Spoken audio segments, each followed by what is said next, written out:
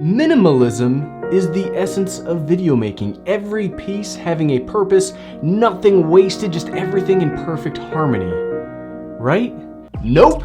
You need as much stuff as you can to get the proper shots that you want, and you want to make sure your video looks as good as possible without wringing your hair out because you're trying to fiddle with like one thing to do 8. So today we're going to talk about my Maximalist video production gear for 2019.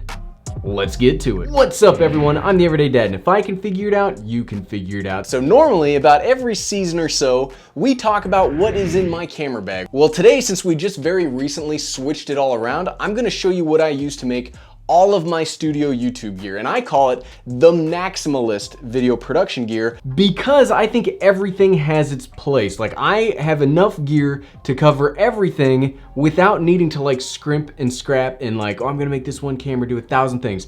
I don't think you should be minimalistic. I think you should have exactly what you need to make those videos. Whether if it's 5 cameras, well then so be it. You need an A, B, C, D, E. You need all of that stuff. So you guys over here, this is the normal shot. This is your eyes for the video. So let's go on a trip. Whoa. So let's talk about main cameras first. Everybody, I mean, you gotta have a camera to make YouTube videos, right? Whether it's your cell phone, your wife's DSLR, that's what I started off with. But my main camera currently is the Panasonic Lumix GH5. This camera is probably one of the best cameras ever made. It's got fantastic image quality. It's got really great internal preamps. It's got insane I don't have insane stabilization. It's got insane stabilization. It's got log profiles. It's got slow motion. It's got everything that you could ever. It's got a fully mature ecosystem. There are cameras released today that can't touch what the GH5 can do. Most cameras today cannot touch what the GH5 can do. This is a 2-year-old camera at this point. This thing's amazing. GH5, it's incredible. So the main camera is the GH5, right? Well, its biggest problem is that it has terrible autofocus. So you can't trust it. Like, you can't just sit down here and it will focus on you and you'll be good, right? You gotta manually focus it. You gotta focus it from away from it. So what do? You use the Panasonic app. And if you've seen any of my videos about Panasonic cameras, this is the reason to get a Panasonic camera. Like this app right here, incredible. You can change every setting of the GH5, focus it, you can change your ISO, you can do everything from wherever you want to be. Like I'm sitting at my table right here. So you can change everything up from something like your phone or your iPad. Also, I have an iPad. More on that later. So if you're talking about main camera, you've got to have a second camera, right? That's this little guy. That's you guys for this video. This is the Sony a6400. If you can only have one camera, this is probably the camera you should get. This is probably the best priced camera that has great autofocus, great colors. It's got great preamps. It's got an okay lens selection. But this darn thing is a workhorse that just works. I've released a whole bunch of videos that are basically love letters to the a6400 because it's fantastic. Like I can't say enough good things about this. Its main problem is it doesn't have very good in-body image stabilization, but like the GH5 does not have good autofocus. I mean, you gotta give something up. So with the Panasonic, you give up autofocus. With the a6400, you give up stabilization. And this is my third camera, the Sony RX100 Mark V. Now this camera basically has everything in it. It has a little bit of stabilization, it has built-in ND, it has great phase detection autofocus, it does 4K up to 30 frames per second. It can only do that for 5 minutes at a time. This camera has it all. It's got a flip up screen. It had flip up screens before flip up screens were cool, like the a6400 here.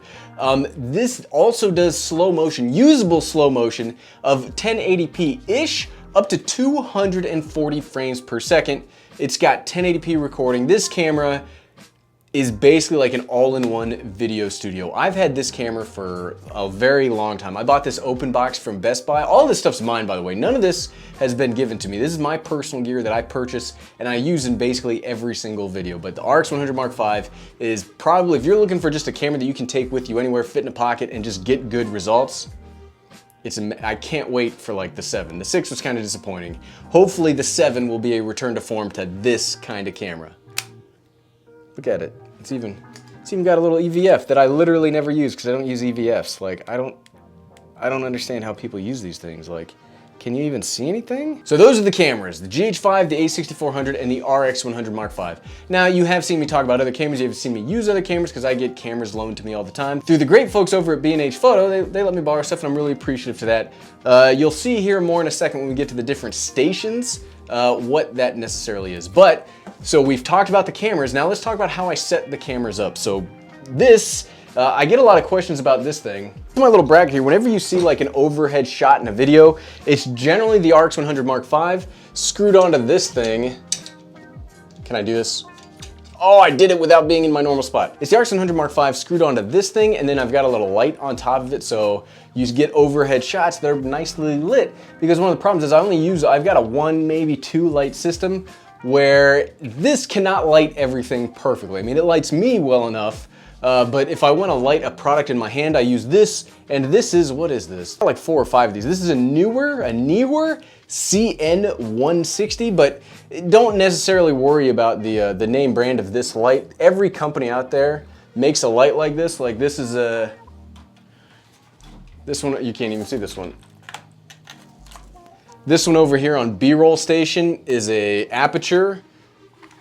This is an Aperture ALH198. So every camera company makes a light like this. They're very inexpensive, they're very easy to use. You can generally power them with Sony batteries, which is a theme that you'll see around this video and you'll see around this entire area, is that Sony batteries power everything. So we've talked about the little lights.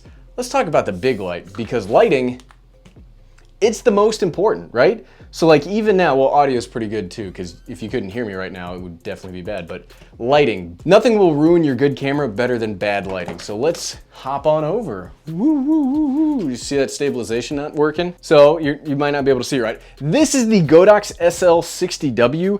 It is a 1-chip LED light that puts off so much power.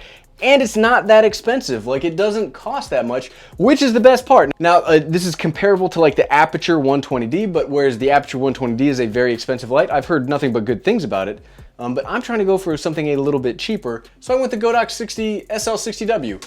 But on the front, you still gotta diffuse the light because you want it to make your face look all nice and pretty. I use the Aperture Light Dome. Not the Light Dome Mini, not the Light Dome 2. I do have the Light Dome Mini right over here, but we never use it, so this is the Aperture Light Dome. One of the nice things about the Godox SL60W is it's got a little controller, so as we're trying to light ourselves from across the room, we can do so with that.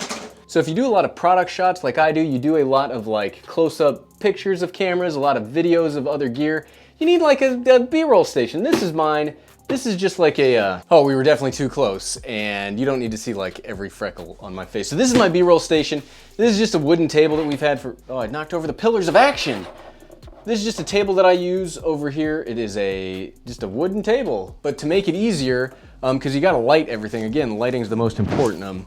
I have these Rode PSA1 boom arms. They're supposed to be used for like microphones, but I have all of my lighting hooked up to them, so you can even see this light. So let's say I'm recording a shot of this Sony A7 II, which you might see next week. I just can move the light wherever I want. Boom, it's lit. And that's lit. How many times have I made that joke this video? Hopefully not that many. But what is your gear if not a place to store it? So I've got this IKEA like shelf thing. I don't remember exactly what it was called, but it just stores all of our action cameras. You need all of that good action. It's got all the action camera, my cages. I'm a cage freak. If you didn't notice, I just keep, these are cages to cameras I don't even have anymore. Well, I guess that was a false statement. I have all of these cameras still. But yeah, this is my cage support. This is my backup support. This is my everything else. And then when it comes to the everything else, here is shelf number 2.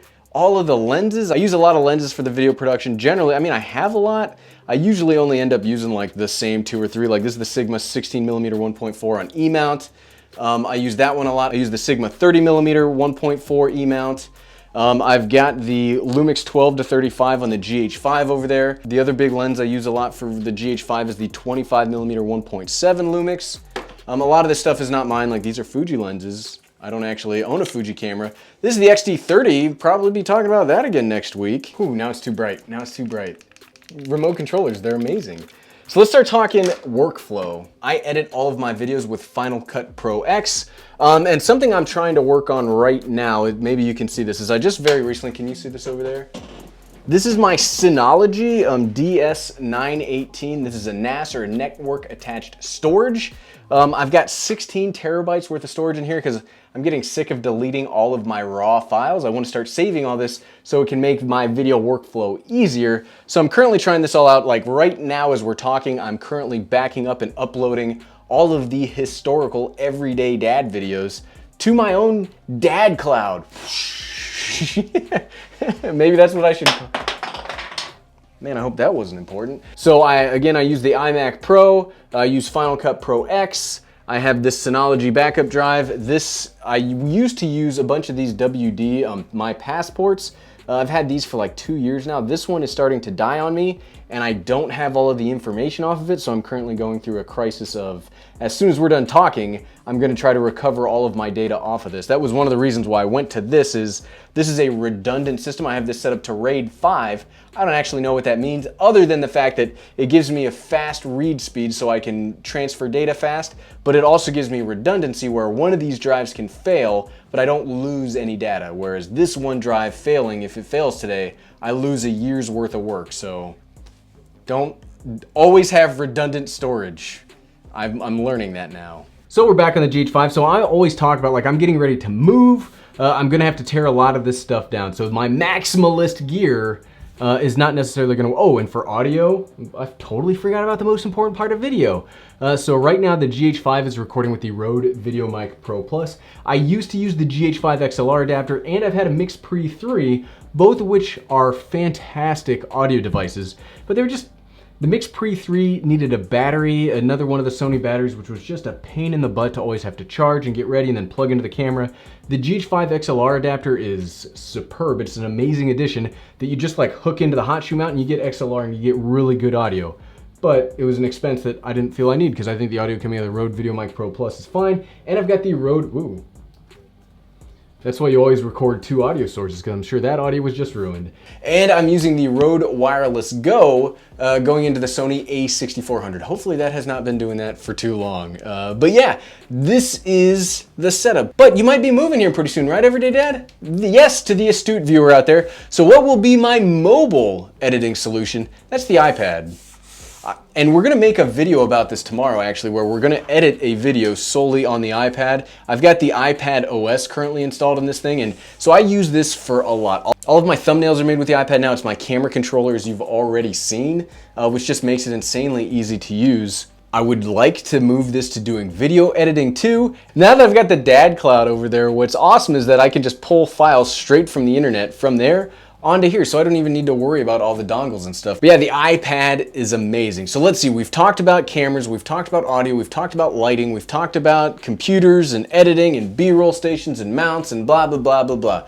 That's what maximalist video production means to me. It means having everything you need to cover the jobs. You don't necessarily want to skimp if you don't have to, because one of the thing that I want you to take away from this video is, if you've noticed, everything is set up so that all I have to do is hit record and get, except for this normally is on that tripod over there that you might have seen. All I have to do is sit down, plug everything in, hit record, and go. What do your maximalist video setups look like? Leave me a comment down below. I'd love to talk to you about what gear you guys are using and where you think, heck, maybe even the Everyday Dad could do better in this situation right here, even though it's only gonna be for another couple of months. Thanks for watching.